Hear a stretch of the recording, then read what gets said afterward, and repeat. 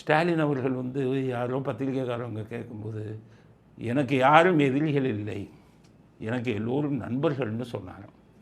அதுக்கு தான் 2 கேள்வி கேட்குறேன். என்னென்னா அந்த வீடியோ பாரு. இப்போ ஒரு நிருபர் ஒருத்தர் கேட்ட கேள்விக்கு எனக்கு எதிரிகள்லாம் யாரும் இல்லை, அவங்க எல்லாருமே எனக்கு நண்பர்கள் தான் அப்படின்னு சொன்னாங்களே. அப்படி நாங்கெல்லாம் உங்களுக்கு நண்பர்கள்னா அப்புறம் ஏன் சார் கரூர் விஷயத்தில் ஏன் மேலே பழி தூக்கி போட்டீங்க? ஸோ அவர் கேட்குற கேள்வி, முதல் கேள்வி, ஸ்டாலின் சார் நீங்கள் எனக்கு நண்பனாக இருந்தால் கரூர் விஷயத்தில் நடந்ததை என் தலையில் ஏன் தூக்கி போட்டீங்க, பழியை என் மேலே ஏன் சுமத்துனீங்கன்னு கேட்குறேன். அது நல்ல கேள்வி. மனசாட்சியை தொட்டு ஸ்டாலின் இருந்திருந்தால் அந்த சம்பவத்துக்கு யார் காரணம்னு உங்களுக்கே தெரியும். ஸோ அதைத்தான் அவர் கேட்குறாரு. ஏன் சார் என் மேலே பழியை தூக்கி போட்டீங்க, நான் என்ன தப்பு செஞ்சேன்? சரியான கேள்வி தான். அவர் லேட்டாக வந்தாருன்னு இந்த சட்டசபையில் கூட ஸ்டாலின் பேசினார். அதாவது அறிவிக்கப்பட்ட 12 மணி கடந்து 7 மணி நேரம் கழித்து தான் வந்தார்.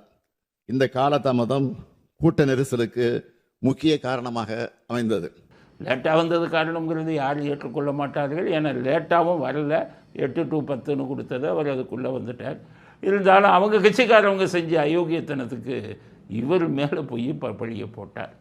அதனால தான் அவர் கேட்குறாரு, நாங்கள் என்ன சார் தப்பு பண்ணோம், ஏன் என் மேலே இந்த பழியை போட்டீங்க அப்படின்னா அது திமுகவுடைய ஜீன், அது வரலாறு அப்படி தான். எம்ஜிஆர் என்ன பண்ணார், ஆட்சி அமைச்சு 2 வருஷம் ஆட்சி அமைச்சுன்னு நன்றாக ஆட்சியை நடத்தி கொண்டிருந்தார். மதுக்கடைகள் முழுவதுமாக மூடப்பட்டன, மது குடித்தவன்லாம் ஜெயிலுக்கு போனான். அப்போ என்ன பண்ணார், எம்ஜிஆரை கவுக்க முடியாத அப்படின்ட்டு கருணாநிதி தங்கம் விலை கூடிச்சு. பார்த்தீர்களா, தங்க விலை கூடிடுச்சு. இன்றைக்கி ஸ்டாலின் முதலமைச்சராக இருக்கார்ல, தங்க விலை கூடினதுக்கு ஸ்டாலின் தான் காரணம்னு சொன்னால் ஸ்டாலின் ஏற்றுக்குவாரா? ஆனால் இன்றைக்கி கருணாநிதி பழியை தூக்கி எம்ஜிஆர் மேலே போட்டார்.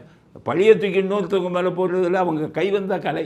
மக்கள் நம்பினாங்க, பெண்கள் ஓட்டு பூரா ஆமாம் அவர் தங்கம் விலை போயிடுச்சு, எம்ஜிஆர் தானே ஆட்சியில் இருக்காருன்னு அத்தனை பேரும் குருட்டுத்தனமாக நம்பினாங்க. பழியை தூக்கி போட்டுன்னு எம்ஜிஆரால் பதில் சொல்ல முடியலை. அவர் சொல்லி பார்த்தாரு, அப்போ தங்கத்துக்கும் எனக்கு சம்பந்தம் இல்லை, மாநில அரசாங்கத்துக்கும். ஆனால் மக்கள் அவங்க பழியை தூக்கி போட்டதை நம்பினாங்க. எம்ஜிஆர் தோற்கடிக்கப்பட்டார். முக்கியமான விஷயம் தங்க விலை தான். அப்போ இந்த மாதிரி பழியை தூக்கி போடுறதில்ல மன்னர்கள்.